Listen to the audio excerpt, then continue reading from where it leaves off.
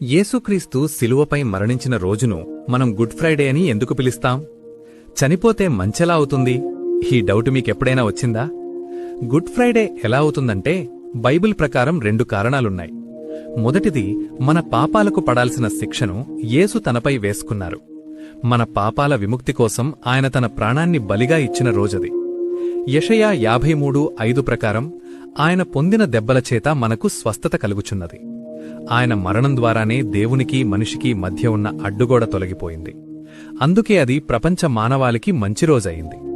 రెండవది, ప్రభువే పరలోకం నుండి వచ్చి సాధారణ మనిషిగా 33.5 సంవత్సరాలు పాపము చెయ్యకుండా జీవించి కల్వరిగిరిలో అపవాదిని తలను నలగగొట్టి పాపంపై విజయం సాధించాడు. నిర్దోషి, నిష్కల్మషుడు, పాపులలో చేరక ప్రత్యేకముగా ఉన్నవాడు అని సర్వ మానవాళిచేత కీర్తింపబడ్డాడు. శిలువలో విజయజెండా ఎగిరేసిన రోజు కాబట్టి గుడ్ ఫ్రైడే అయింది.